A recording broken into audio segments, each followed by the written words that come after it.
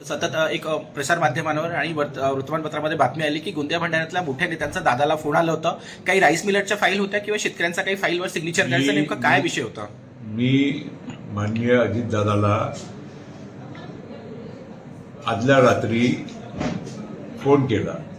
मी mobile केला. मला माहीत नव्हतं की अजितदादा मुंबईत आहे की पुणे बारामती कुठे आहे. मी मोबाईलवर फोन केला आणि फक्त त्यांना निर्देशनात आणून दिलं की पूर्व विदर्भामध्ये धान पिकवणारे शेतकरी आहेत ज्यांची शासकीय खरेदी त्यांच्या हमीभावाने आपण करत आहोत आणि ज्याचे पैसे आपल्याला केंद्र सरकारकडून नंतर रिइंबर्स होते, परत राज्य सरकारला त्यांना मिळते. ते पैसे अजून चुकारे जे आहे शेतकऱ्यांचे ते अजून पूर्ण झालेले नाही. तिथून ओरड आहे. शेतकऱ्यांचे काही निर्देशनं, काही प्रदर्शनं आपल्या तालुका स्तरावर त्यांनी अनेक ठिकाणी केले. तो मी त्यांच्या लक्षात आणून दिलं.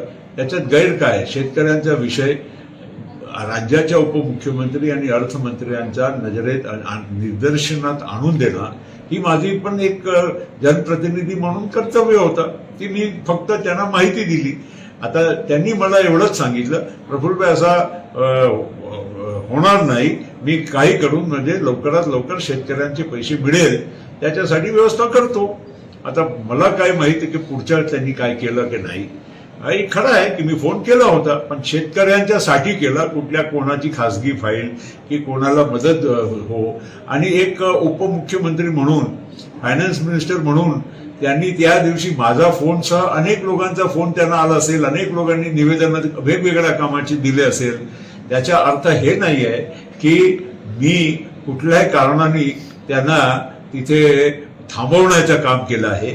आणि मला माहीत सुद्धा नव्हतं. मी दिल्लीत होतो आणि दिल्लीतवरनं मी त्यांना मोबाईलवर फोन केला. हे मला माहीत नव्हतं की हे मुंबईत आहे की कुठे आहे. सर, या संदर्भात नाना पटोले देखील म्हणाले होते की प्रफुल्लभाईवर असे आरोप करणे योग्य नाहीये, नेमकी त्याची चौकशी व्हायला पाहिजे. आता असं आहे, कोण माझ्याबद्दल चांगलं बोललं की वाईट बोललं याचं मी उत्तर देण्यासाठी मी जबाबदार नाही. फक्त एवढंच मी जे काही तथ्य आहे ते तुमच्या समोर मांडण्याचं काम केलं आहे. आता त्यातून जे अर्थ ज्यांना जे काढायचे असेल, ज्यांना मी शेतकऱ्यांच्या कामासाठी दादाला फोन करणं हे जर चुकीचं वाटत असेल, हे आता ज्यांनी आरोप केले त्यांनी विचार करावा. देखील तो जळत नाही, मात्र या ठिकाणी तो जळल्याचं निदर्शनात आलेलं आहे. बघा, सामान्यतः ब्लॅक बॉक्स अशा एक यंत्र आहे की जे क्रॅश, दुर्घटना किंवा असा कुठलाही असं काही झालं तर ते रिट्रीव्ह करून म्हणजे त्याला शोधून त्याच्यामधून बऱ्याच जे माहिती आहे, खास करून पायलट जे काही एकमेकांशी बोलले किंवा टावरशी बोलले की वगैरे जे आतली जे काही त्यांच्या पायलट को पायलटची चर्चा असते हे सगळे त्यामध्ये रेकॉर्डिंग असते. सोबत काही आणखीन पण डिटेल्स, विमानाच्या संबंधित काही टेक्निकल डिटेल्स पण असतात. ते दोन प्रकारचे आहे. FDR असते, फ्लाईट डेटा रेकॉर्डर, आणि एक कॉकपिट व्हॉइस रेकॉर्डर. हे ब्लॅक बॉक्स एक असा यंत्र, त्यामुळेच विमानामध्ये हे असते की ज्या अर्थानं कुठल्याही अशा दुर्घटनामध्ये खरी जी माहिती आहे किंवा चौकशी जी चालते त्यामध्ये ते मदत मिळते. आता या ब्लॅक बॉक्सच्या काही जाणकारी अशी मिळत आहे की काही डॅमेज झालेलं आहे पूर्णपणे. इथे आपल्याकडे मी तुम्हाला सांगतो जे मला माहिती आहे प्रारंभिक, मला फायनल काही डिटेल्स अजून माहीत नाही आहे, कारण मी स्वायत्त संस्था AAIB कडे कोणी पण आम्ही चौकशी करू शकत नाही. ते त्यांचाच अहवाल त्यांच्याकडेच राहते आणि ते मग योग्य वेळी ते बाहेर देते.